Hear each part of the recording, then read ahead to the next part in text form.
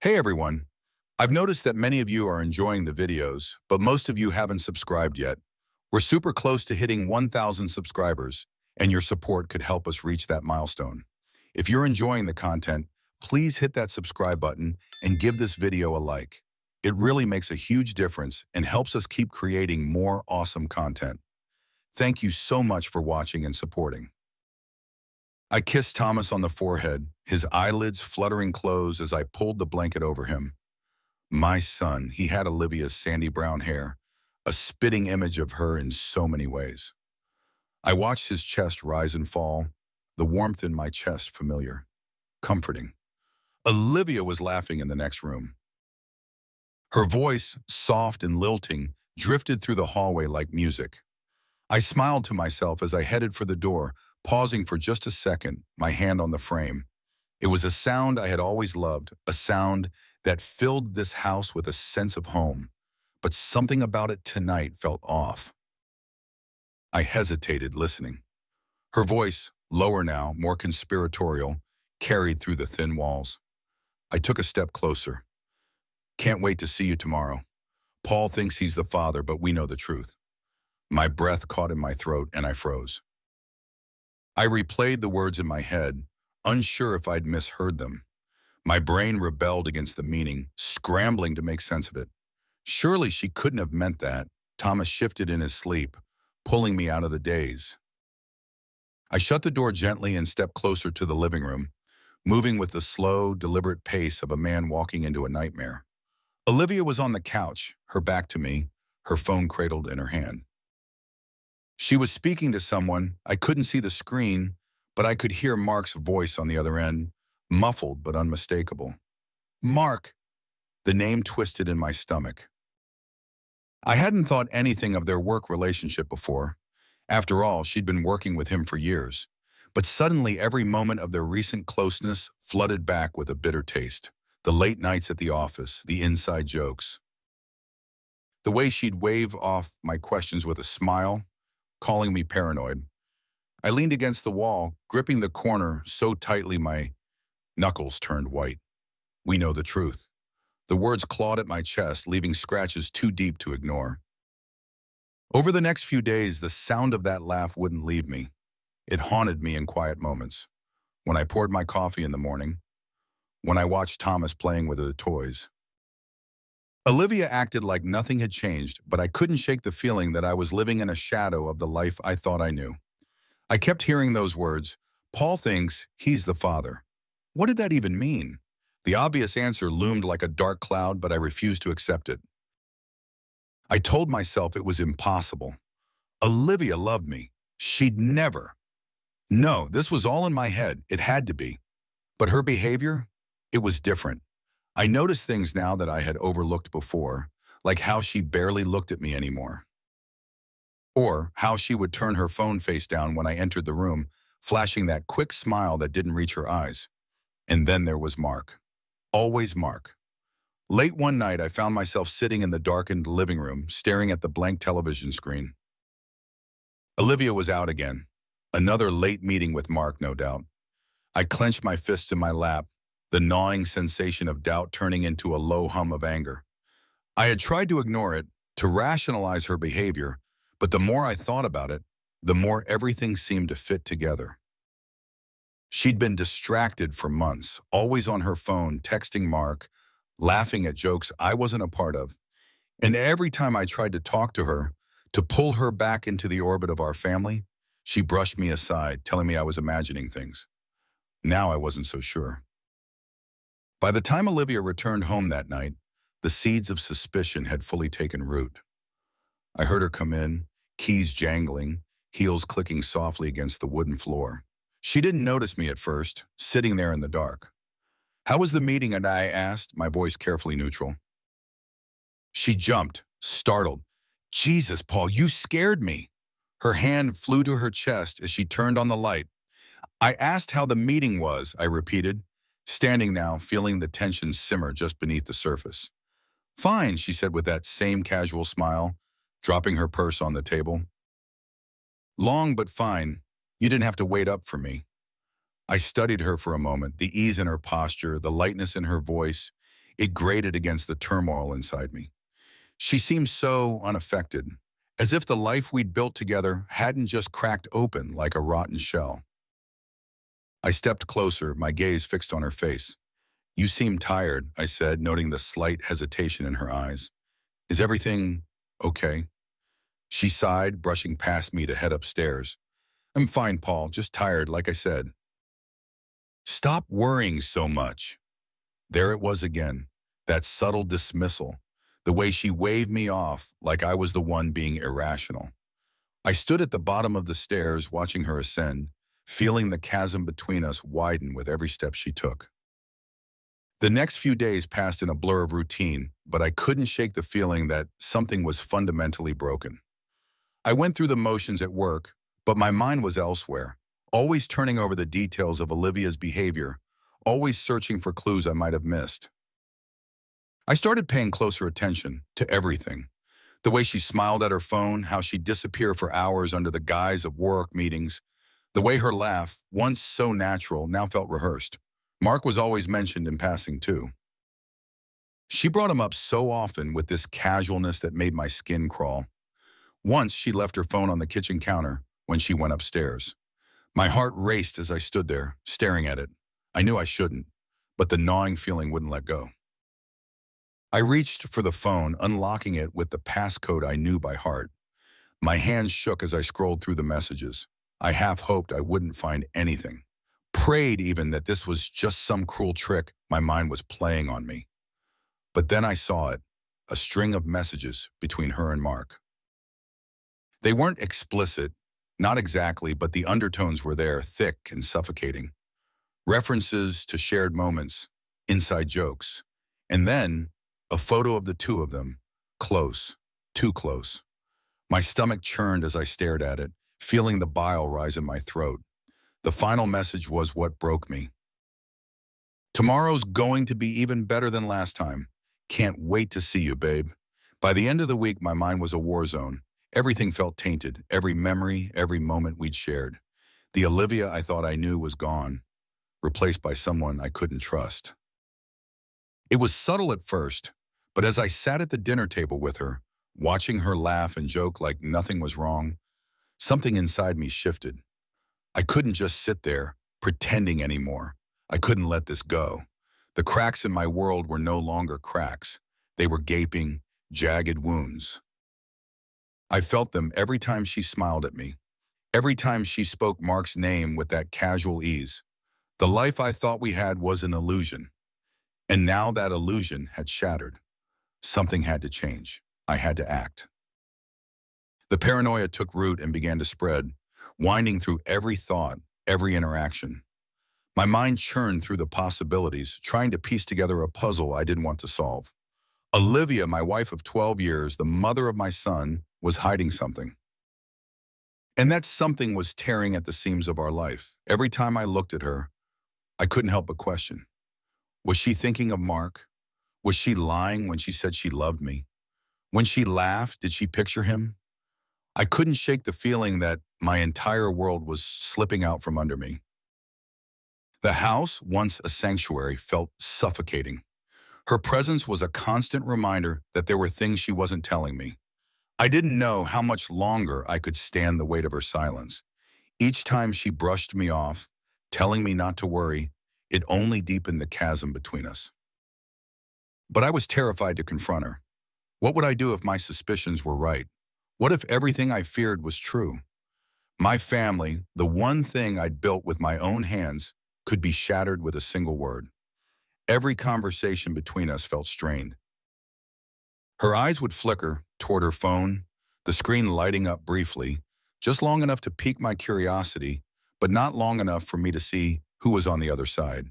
It had become a reflex for her, keeping the phone face down, keeping me at arm's length.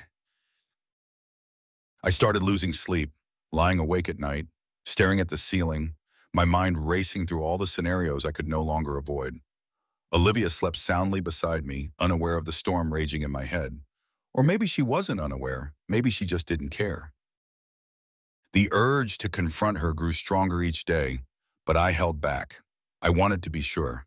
I needed proof, something concrete. My gut told me I wasn't imagining things, but my heart clung to the hope that maybe, just maybe, I was wrong. The tension gnawed at me, making it hard to focus at work. I'd catch myself zoning out during meetings, my mind elsewhere, back at home, replaying every interaction with Olivia. I started distancing myself from colleagues and friends, avoiding conversations that might force me to admit something was wrong. I couldn't afford for anyone to notice the cracks in my perfect life. I wasn't ready to share my suspicions. Admitting it to someone else would make it real. Instead, I threw myself deeper into the investigation I hadn't meant to start. I began with small, inconspicuous actions. When Olivia was in the shower, I'd glance at her phone. I didn't go far, just enough to see the names in her call history, the frequency of the messages she exchanged with Mark. Always Mark. That name had become a curse in my mind, a constant reminder of the growing distance between us. I tried not to think about what they talked about, what kind of relationship they shared behind my back. But the more I saw, the more I couldn't deny the patterns. It wasn't just the late-night meetings anymore. It was the text, the way she'd smile at her phone, the barely hidden excitement when she said his name. I started noticing things I hadn't before, subtle clues that felt glaring in hindsight. Her explanations about work trips, the casual way she'd mentioned Mark, all of it seemed rehearsed now, practiced. One night, after she'd fallen asleep, I slipped into the living room and sat in the dark, my thoughts spiraling. I felt myself crossing a line I hadn't realized was there. I grabbed her phone again, this time determined to dig deeper. I scrolled through her messages, searching for something, anything that would confirm what I already knew in my heart. And then I found it, a message from Mark, sent just days before. I had a great time last night. Can't stop thinking about you. Same time next week? I stared at the screen, my hands trembling. The words blurred and my vision narrowed until all I could see was that message. My heart pounded in my chest, loud enough to drown out everything else. It felt like someone had punched me and I couldn't catch my breath. I knew. I knew before I'd seen those words. But seeing them, it made everything real. There was no denying it anymore. Olivia was sleeping with him. They had a history, a routine. It wasn't a one-time mistake. It was deliberate, planned, repeated. The bile rose in my throat and I dropped the phone as if it had burned me. My head spun and I slumped back into the couch, staring at the ceiling. My thoughts were a mess, tangled with anger, hurt, and disbelief. I had no idea how to process what I just learned. For a moment, I considered waking her up, demanding answers, screaming until the truth spilled out of her. But what would that change? She'd lie, she'd twist the truth like she always did. I wasn't ready to face the explosion, not yet. I grabbed the phone again, scrolling up through their previous messages. The further back I went, the worse it became. Flirty texts, inside jokes, little details about their secret meetings. Each new discovery hit me like a hammer, breaking apart any illusion I'd clung to about my marriage. And then I found it, the message that destroyed everything I'd believed about my family. Do you think Paul suspects? He's been acting weird lately. Anyway, can't wait to see our boy tomorrow. Our boy. I read those two words over and over again, each time feeling the world tilt further off its axis. I'd always joked that Thomas looked more like Olivia, with her brown hair and delicate features, but I'd never questioned his place as my son. He was mine. He had to be mine. But the message was clear. Mark wasn't just sleeping with my wife. He was insinuating that Thomas was his son. I felt cold, numb. My mind struggled to grasp what that meant. Was it possible? Could everything I'd built, everything I thought I knew, be a lie? I stared at the screen, unable to look away, my hands shaking so badly I nearly dropped the phone again. I needed to know. I needed answers. The next morning, I didn't mention anything to Olivia. I went through the motions of breakfast, pretending nothing had changed, even though my entire world had collapsed in the middle of the night. I watched her, studied her. Every smile she gave Thomas, every word she spoke, felt like an insult, like she was playing part in a script I hadn't seen. I called in sick to work, something I rarely did, and spent the day making arrangements. I called a private lab, ordered a DNA test. The process was straightforward, but the waiting was agony. Each day that passed was filled with questions I couldn't answer, emotions I couldn't untangle. I didn't know how to act around Olivia anymore. I didn't know how to act around Thomas. Was he mine? The thought consumed me. I watched him differently now, searching for signs that he was, in fact, my son. His laugh, his expressions, the way he looked at me. I analyzed it all, trying to find something, anything that would reassure me. But the doubt had taken hold and it wasn't letting go. The DNA test results arrived faster than I expected, but still, the days had felt like years. When I opened the envelope, my hands were shaking so badly that I could barely hold on to the paper. I scanned the results, my eyes finding the conclusion at the bottom of the page. Paternity excluded. My vision blurred. The words, "not the biological father," felt like a death sentence, the final nail in the coffin of everything I had once believed. My heart pounded in my chest, louder and faster, until it drowned out everything else. The walls of the room seemed to close in around me. Thomas wasn't mine. The boy I had loved, the boy I had raised, wasn't my son. He was Mark's. I dropped the paper, my body going numb. I couldn't feel anything except the sharp, twisting pain in my chest. Betrayal, anger, grief. It all hit me at once, overwhelming, suffocating. My mind raced through memories, trying to reconcile the love I had for Thomas with this brutal truth. Nothing made sense anymore. Olivia had lied to me for years. She had let me believe I was Thomas's father, had let me invest my heart and soul into a life that wasn't even mine. The betrayal was deeper than I could have imagined, but there was no more denial, no more pretending. Now I knew, and I wasn't going to let this go. I stared at the DNA test results for what felt like hours, letting the truth settle into my bones. Thomas wasn't mine.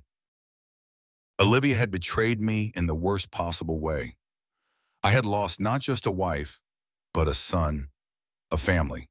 The life I thought I had was gone, destroyed by her lies. But I wasn't powerless. The pain began to morph, to twist into something darker, something colder. I couldn't be passive anymore. I couldn't just sit here, letting her deceit fester inside me. This wasn't just about infidelity. It was about everything she had taken from me, my family, my dignity, my trust. I was going to take it all back.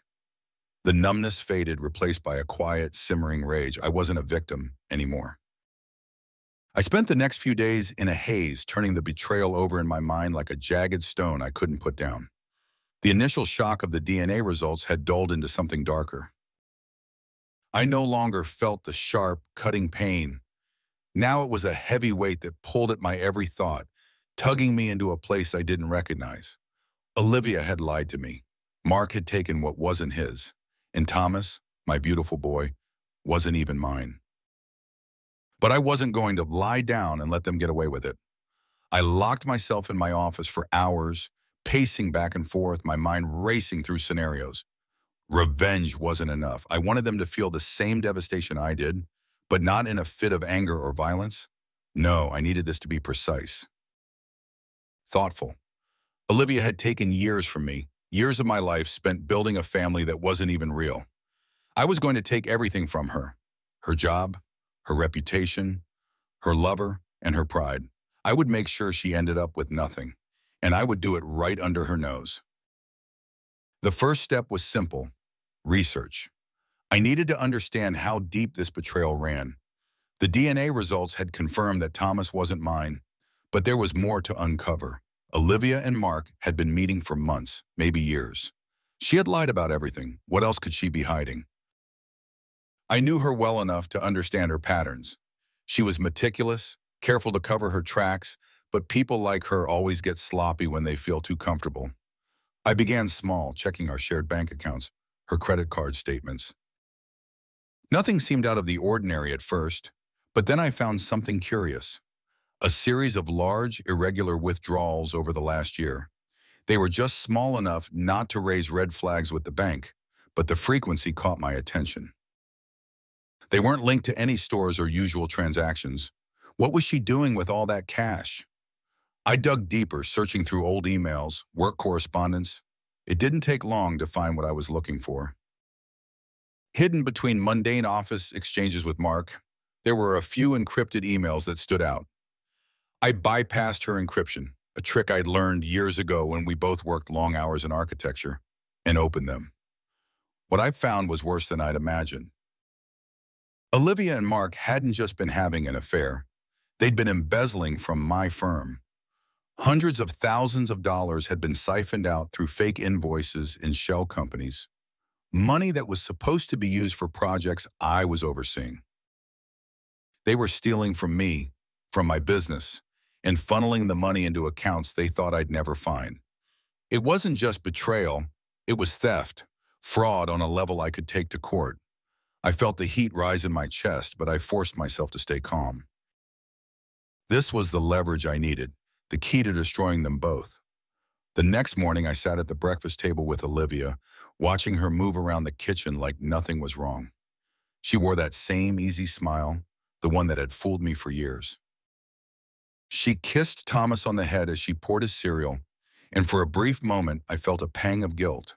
Not for her, but for him. He had no idea what was about to unfold, no idea the life he knew was about to implode. But I had no choice. The truth had to come out. I waited until Olivia had left for work, then called my lawyer. I explained everything, the day test, the affair, and now the financial fraud. He listened quietly, occasionally asking a few questions, but when I told him about the embezzlement, I could hear the shift in his tone. This was no longer a simple case of infidelity. It was a crime, one that could ruin them both. "Get me everything," he said, his voice steady and professional. "Emails, bank records, anything that ties her and Mark to the money. We'll need it all if we want to move forward." I spent the next several days compiling evidence, carefully organizing every document, every email, every transaction. I combed through her accounts, pulling bank statements, tracking payments. The more I found, the deeper their betrayal ran. They were using company funds to finance trips, expensive dinners, even hotels for their secret meetings. It was all there, laid out in plain sight. How had I missed it for so long? But now I wasn't going to miss anything. The plan was taking shape. I didn't just want to expose Olivia and Mark. I wanted to ruin them, publicly, professionally, financially. I wanted them to feel the weight of every lie, every stolen dollar. I wanted them to lose everything, just as I had. Step one was setting the trap. I arranged a meeting with Mark at a nearby cafe, posing as a friendly conversation about work. He had no idea I knew about the affair or the fraud. As I sat across from him, watching him lie through his teeth about a project we were supposed to be working on, I felt a cold satisfaction settle in my gut. He had no idea what was coming. As we talked, I planted the seeds, subtle hints that something was wrong with the financials, that we might need to do an internal audit. I watched his expression carefully, noting the slight tension in his jaw, the way he shifted in his seat. He knew something was off, but he didn't know I had already caught him. After the meeting, I put phase two in motion. I sent an anonymous tip to the board of directors at my firm, highlighting the discrepancies in the accounts and suggesting they investigate Mark's involvement. I made sure to include just enough detail to get them suspicious without tipping my hand completely. If all went according to plan, Mark would be under scrutiny within days. Meanwhile, I made my move on Olivia. I walked into her office one afternoon, a manila envelope in hand, and dropped it on her desk without a word. She looked up, startled, her face paling as she realized what I was holding. "What's this?" she asked, her voice tight. "Open it," I said, my tone cold and distant. She hesitated, then slowly opened the envelope. Inside were the DNA test results, copies of the fraudulent transactions, and a neatly typed letter from my lawyer outlining the charges we were preparing to file. Her face drained of color as she read, her hands trembling. "Paul, don't!" I cut her off. "I know everything, Olivia. The affair, the money, all of it." Tears welled in her eyes, but I felt nothing. No sympathy, no pity. Just the cold satisfaction of knowing she had finally been caught. I'm filing for divorce, I continued, and I'm taking Thomas. You'll be lucky if you don't end up in jail. She opened her mouth to speak, but no words came out. She knew there was nothing she could say, nothing that would undo the damage she had caused. The life she had built, the lies she had woven around me, were crumbling around her. But I wasn't done. A week later, the fallout began. Mark was suspended from his position pending a full investigation into the missing funds. Olivia was forced to take a leave of absence while the board conducted its audit. I watched from the sidelines as their carefully constructed world fell apart, piece by piece. Every day, I received updates from my lawyer. The case was solid. There was no way they could talk their way out of this. Soon we'd be in court, and I would have everything I needed to secure full custody of Thomas. Olivia's infidelity and financial crimes would leave her with nothing. Mark would be blacklisted, unable to find work in the industry again. I should have felt victorious, but the more I watched them suffer, the more hollow it felt. The anger that had fueled me for so long was still there, simmering beneath the surface, but it was no longer enough. Ruining them wouldn't give me back the years I'd lost, wouldn't erase the lies or heal the wound Olivia had carved into my life. But it was a start. As the court date loomed, I refined the final stages of my plan. The evidence was ironclad, but I wanted more. I wanted to see their faces when everything was laid bare, when the truth came crashing down in front of everyone. I imagined Olivia, her eyes wide with disbelief, as the judge handed me full custody of Thomas. I imagined Mark, his career destroyed, his reputation in shambles. They would have nothing left. But as the day drew closer, I found myself questioning how far I was willing to go. My lawyer assured me we had a strong case, that we would win, but in quiet moments I thought about Thomas. What kind of world was I creating for him? How would he understand any of this? I stood at the edge of a cliff, ready to push them both over, but the weight of it all was beginning to press down on me. Revenge was consuming me, and I wasn't sure what would be left once it was over. But I'd come too far to stop now. The final strike was imminent, and I would see it through. I walked into Olivia's office, the envelope clutched tightly in my hand. She didn't even look up from her computer when I entered. Just another normal day for her, another day to pretend everything was fine. I stood by the door for a moment, taking in the sterile setting. Pictures of our family lined the desk, mocking me with their false sense of happiness. The whole place reeked of lies, just like her. "Paul?" she asked, finally glancing up, confusion flickering across her face when she saw the grim look on mine. I didn't respond. Instead, I stepped forward and dropped the manila envelope onto her desk. It landed with a dull thud, and I could see her flinch slightly. Her hand hovered above it, uncertain. She sensed it. Something was wrong, deeply wrong. "Open it," I said, my voice cold, detached. She hesitated for a split second before sliding the envelope toward her fingers trembling slightly.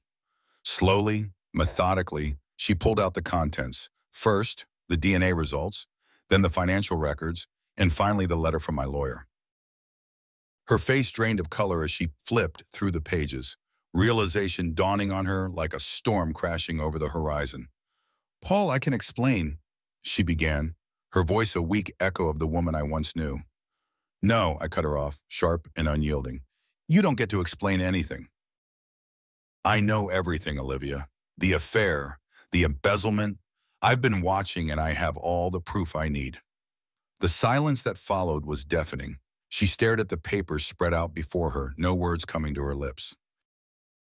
The confident, calculating woman I had known was crumbling right in front of me. "I'm filing for divorce," I said, my tone steady and devoid of emotion. "And I'm taking Thomas." Her eyes shot up, wide and panicked. "No, Paul, you can't take him." "He's our son. Is he ISE?" I snapped, my anger finally breaking through the icy exterior. "Because last I checked, the DNA test says otherwise. You've been lying to me for years, Olivia, and now you're going to pay for it." She slumped back in her chair, defeated, tears pooling in her eyes. For a moment, I thought she might break, but then something flickered behind those tears. a defiance, a spark of the woman who thought she could manipulate everything and everyone around her. "I'll fight you," she said, her voice stronger now. "You can't just take my son from me. I'll get a lawyer and we'll see who wins in court." I smiled, a cold, humorless smile that even surprised me. "You can try, but once the court sees the DNA test and the embezzlement records, you'll lose everything. Your job, your reputation, Thomas, everything." The look on her face was one of pure fear. She knew deep down that she didn't stand a chance. The illusion she had so carefully built was crumbling faster than she could keep up with, and there was no escape. "I want you out of the house by the end of the week," I continued, "and don't think for a second that Mark is going to save you. He's going down with you." I turned and walked out before she could respond, the weight of the confrontation settling in as the door clicked shut behind me. The fallout was swift. The next day I received confirmation from my lawyer that Mark had been suspended from his position, pending a full investigation into the embezzlement. His smug, arrogant face would soon be plastered across the headlines, and his career, much like Olivia's, would be over. I pictured him sitting in his office, blindsided by the board's decision to audit his accounts, the smugness wiped clean from his face. The satisfaction that flooded through me was immediate, but it was quickly followed by a hollow ache. It wasn't enough, not yet. Olivia tried to contact me several times over the next few days, desperate voicemails, pleading texts, all begging for another chance to talk. To explain, she never used the word sorry. That's the thing with people like her. They're never sorry, not really. They only regret getting caught. I ignored every message. I had no entire interest in hearing her excuses. I was focused on the next step, securing custody of Thomas. My lawyer had already started the paperwork. And with the DNA test and the evidence of Olivia's betrayal, we were on solid ground. The judge would see her for what she was, a liar, an adulterer, a fraud. But even as the plan moved forward, a part of me hesitated. Thomas was the only real thing left in my life, the one person who hadn't betrayed me. And yet, he wasn't mine, not biologically. That fact gnawed at me, leaving me questioning everything. Would taking him from Olivia really be the right thing? Or was I just using him to hurt her more? That thought stayed with me, a constant, nagging presence at the back of my mind. But I couldn't afford to dwell on it. I had to finish this. 2 days later, I made my way to Olivia's office for the final confrontation. She had been forced to take a leave of absence, and her reputation within the company was already in tatters. The investigation into the embezzlement was ongoing, and it was only a matter of time before the authorities would be involved. When I arrived, she was sitting at her desk, the blinds drawn, her face gaunt and pale. She barely looked at me as I entered, but I could feel the tension radiating off her in waves. "What do you want, Paul?" she asked, her voice flat, resigned. I dropped another envelope onto her desk. "This is for you." She eyed it warily before opening it. Inside were the finalized divorce papers, along with the agreement for full custody of Thomas. Her breath hitched as she read the contents, her hands trembling. "You can't do this," she whispered, tears welling in her eyes again. "You can't take him from me." "You took everything from me," I replied, my voice low but firm. "Now it's your turn to lose." For a moment she was silent, her eyes scanning the papers over and over as if looking for some way out. But there was none. She was trapped, and we both knew it. "You'll regret this," she said finally, her voice barely a whisper. "I swear, Paul, you'll regret it." I leaned in closer, locking eyes with her. "No, Olivia, I think you're the one who's going to regret everything." And with that, I turned and walked out, leaving her alone with her shattered world. The court date arrived sooner than expected. Mark and Olivia both sat on the opposite side of the room, their faces drawn and hollow. Mark's lawyer was trying to argue that the embezzlement was some sort of misunderstanding, that the financial discrepancies were the result of an accounting error. But the evidence was undeniable, and when I presented my case, it was clear that they had no defense. The judge ruled in my favor, full custody of Thomas, and Olivia's rights were reduced to supervised visitation. As for Mark, his career was over. He was blacklisted from the industry, his reputation in ruins. As the verdict was read, Olivia broke down in tears, her sobs echoing through the courtroom. Mark sat motionless, staring blankly at the floor. There was no fight left in either of them. I stood up, the weight of the moment pressing down on me. I had won. I had taken everything from them just as they had from me. But as I walked out of the courtroom, Thomas by my side, a strange emptiness settled in my chest. Victory didn't feel like I thought it would. That night, after putting Thomas to bed, I sat in the dark, the silence of the house overwhelming. The revenge I had planned so meticulously had been executed perfectly.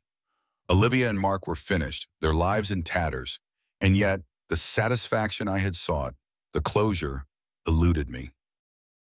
I had won, but at what cost? Revenge had consumed me, driven me to destroy the very people I once cared for.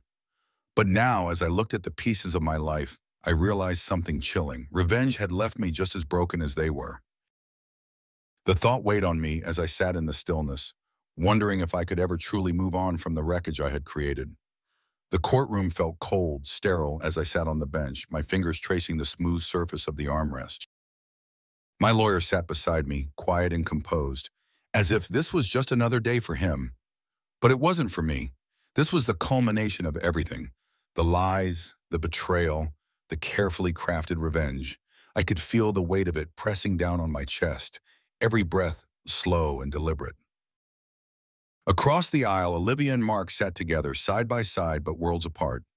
Olivia's face was pale, her eyes bloodshot from tears or lack of sleep, maybe both. Mark looked rigid, as if bracing himself for the storm he knew was coming. Neither of them met my gaze. They couldn't. I was beyond just an enemy now. I was the one who had the power to destroy them, and they knew it. The judge entered, and the room fell into a heavy silence. Everyone rose, then sat, the ritualistic motion only heightening the tension in the air. I kept my eyes forward, my heart pounding steadily but controlled. This was it. I had to keep my focus. My plan had to play out perfectly, without any room for mistakes. My lawyer had already laid the groundwork. Today was about watching it all unravel. "Mr. Sheffield," the judge's voice boomed, "we are here today to hear the custody case involving your son, Thomas, as well as additional charges related to financial discrepancies within your architectural firm." I nodded, steeling myself for what was to come. This wasn't just about custody anymore. It was about the truth. The affair, the money they stole, it was all on the table now. Olivia shifted in her seat, her knuckles white as she gripped the edge of the table. I could almost hear her pleading in her head, wishing this would all go away. It wouldn't. I made sure of that. My lawyer stood, his presence commanding as he began to present our case. He started with the financial evidence, bank records, false invoices, and the shell companies Olivia and Mark had set up to funnel money out of my firm. Every word he spoke was a nail in their coffin. I watched their faces, saw the cracks begin to form as their lies were laid bare for everyone to see. "These transactions total over $300,000, my lawyer said, his voice even, but laced with the gravity of the crime. Money that was meant to fund legitimate projects for the firm, instead diverted for personal use by Ms. Sheffield and Mr. Davies." Olivia's shoulders sagged, and Mark's expression hardened. He tried to look unaffected, but I could see it in his eyes. The fear. He knew what was coming. Their lives, their careers, everything they had built on deceit was collapsing. Olivia stood suddenly, her lawyer pulling at her sleeve to stop her. But it was too late. "Please," she began, her voice shaky but desperate. "Your Honor, this isn't what it looks like. There's been a misunderstanding." I leaned back in my seat, crossing my arms as I watched her scramble. She was grasping at straws, the same way she always had, trying to twist the truth to fit her narrative. "I didn't know what Mark was doing," she continued, her voice rising with emotion. "I never intended to hurt Paul or take anything that wasn't mine. I was manipulated." Mark's head snapped toward her, his jaw clenched in anger. He hadn't expected her to turn on him, but it was classic Olivia. When cornered, she'd throw anyone under the bus, even the man she had risked everything for. She was willing to sacrifice him now, just to save herself. The judge raised his hand, silencing the courtroom. Ms. Sheffield, you'll have your chance to speak in due time. For now, let your counsel present your case. Her lawyer shot her a warning look, but the damage was done. The cracks between her and Mark were showing, and it was only going to get worse. As their lawyer took the floor, trying to salvage what was left of their defense, I felt an unexpected pang. Watching them unravel, their relationship disintegrating in real time, it didn't give me the satisfaction I thought it would. I should have felt triumphant, vindicated. But as I sat there, I realized something unsettling. I didn't care about their destruction as much as I thought I would. The emptiness I had been feeling since the revenge began was growing. When it was Olivia's turn to speak again, she stood, her eyes darting between me and the judge, her voice trembling as she tried to explain.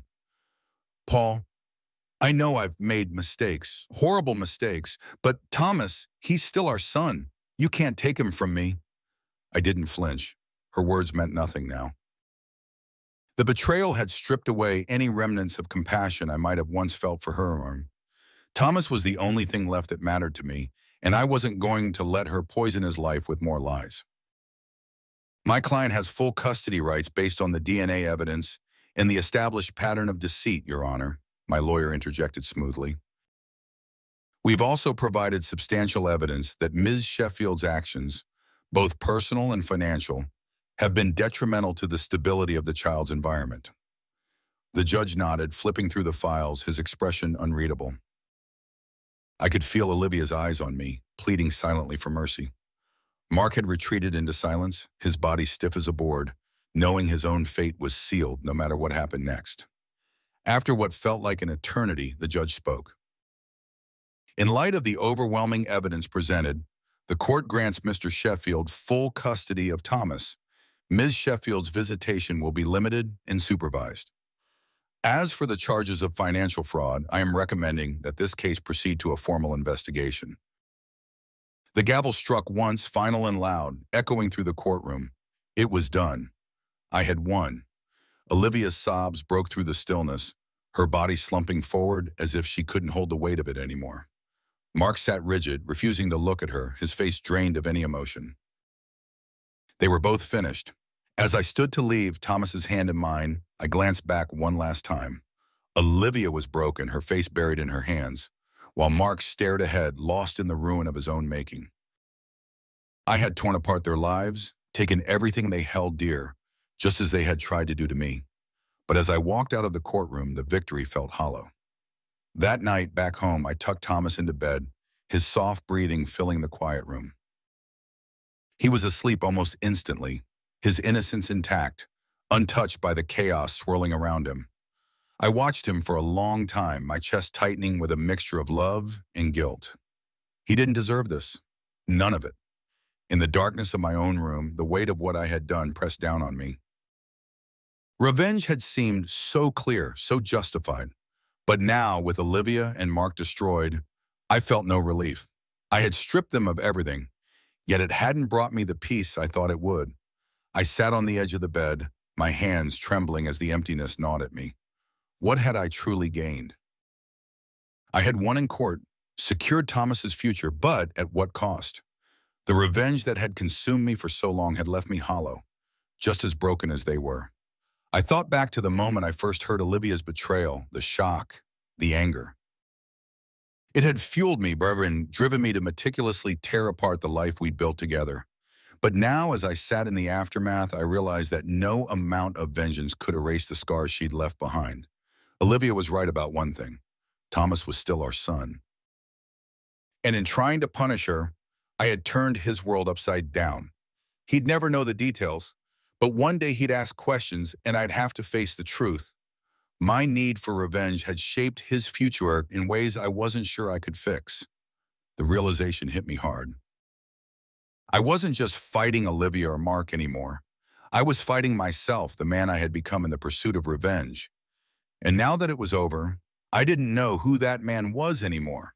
The courtroom victory, the financial ruin, it all felt meaningless now. I had won, but I had lost so much more. In the days following the court ruling, the quiet in my house became almost unbearable. I had expected a sense of triumph, a flood of relief.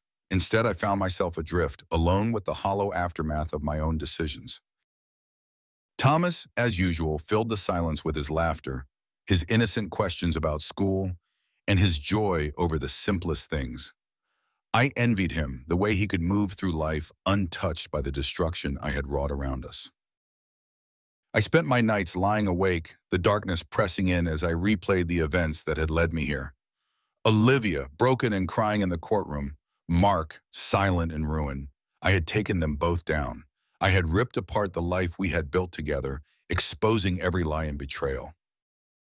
Yet despite it all, the emptiness inside me only grew. Revenge hadn't healed me. It had only deepened the scars. Each morning I watched Thomas eat his breakfast, unaware of the complexities around him. I had secured his future, fought for his custody, but a nagging question kept gnawing at me. What kind of father was I becoming? Was I any better than Olivia if I let my anger and bitterness define me? One evening as I watched Thomas play with his toys, his little world so simple, so safe, I realized that I had a choice. I could continue down this path, let the anger fester and consume me, or I could rebuild, not just for him, but for myself. The man I had become in the wake of Olivia's betrayal wasn't someone I recognized, and he wasn't someone I wanted to be. The realization hit hard. I didn't want to carry the weight of this hatred forever. The decision came slowly, but once it settled in, it felt like a release. I knew I couldn't change what had happened, couldn't undo the pain or the lies, but I could control what came next. Thomas deserved more than a father consumed by bitterness. He needed someone who could show him how to move on, how to live beyond the betrayal, not wallow in it. The next day, I called my lawyer to finalize the last of the paperwork. Olivia had fought for visitation, and although the terms were strict, I knew I couldn't cut her out of Thomas's life completely. She was still his mother, and despite everything, I didn't want him to grow up resenting her the way I had come to. I wasn't doing it for her, I was doing it for him. After the call, I stood by the window, looking out at the yard where Thomas played. The sun was beginning to set, casting long shadows across the lawn. For the first time in months, I felt a sense of peace. It wasn't overwhelming, and it wasn't immediate, but it was there, a flicker of something better, something lighter. I had taken control of my life again, not by destroying others, but by choosing to let go of the toxicity that had been suffocating me. The weeks passed, and slowly, I began to rebuild. I threw myself into my work, but with a new perspective. My firm had taken a hit from the scandal, but I was determined to turn things around. There were still questions, still whispers in the industry about what had happened with Olivia and Mark, but I no longer felt the need to explain or defend myself. I had come through the fire, and the truth was enough for me. More importantly, I focused on Thomas. Our evenings became a sanctuary, just the two of us, navigating this new reality together. I taught him how to ride a bike, helped him with his homework, and listened as he told me about his day at school. In those moments, I realized that this was what mattered, not the revenge, not the past, but the future we were building, one day at a time. Olivia saw Thomas during her supervised visits. Each time I dropped him off, there was a brief, tense exchange between us. She had tried, in the early days, to make amends, to explain herself. I never let her. I didn't need to hear her excuses or her justifications. The past was done, and there was no salvaging what had been destroyed. My only concern now was protecting Thomas from the fallout, ensuring he grew up without the weight of our mistakes on his shoulders. I would catch glimpses of Olivia during the visits, how tired and worn she looked, how much the ordeal had aged her. Sometimes I wondered if she had any regrets, if she lay awake at night, tormented by the choices she'd made, but I never asked. It wasn't my place anymore. I had my own healing to do, and I couldn't waste energy worrying about hers. One evening, after I picked up Thomas from a visit, he asked me a question that stopped me cold. "Dad, do you think Mom still loves me?" I froze for a moment, unsure of how to respond.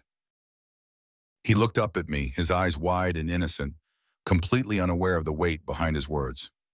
Of course she does, I said finally, my voice steady. Your mom loves you very much, Thomas. That will never change. It was the truth no matter how much I hated admitting it. Olivia had betrayed me, had lied and schemed, but her love for Thomas had always been real. I couldn't take that away from her, no matter how much pain she had caused. I wouldn't let my bitterness poison his relationship with her. That was one line I refused to cross. As the months passed, the wounds began to scab over.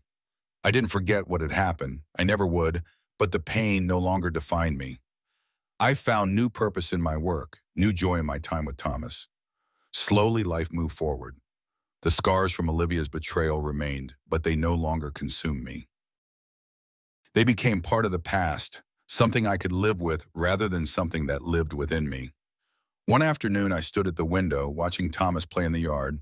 He was chasing after a ball, laughing as it rolled away from him, the sun casting a golden hue over everything. I felt a quiet sense of contentment wash over me, the kind that comes from knowing you've survived something devastating and come out the other side. For the first time in a long time, I allowed myself to think about the future.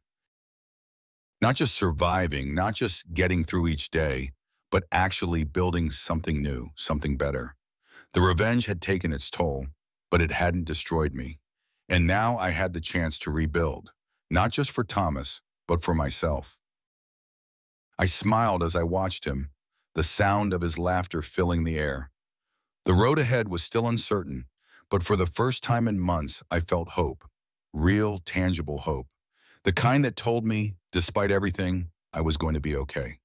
We were going to be okay. And that, more than anything, was the closure I had been searching for all along.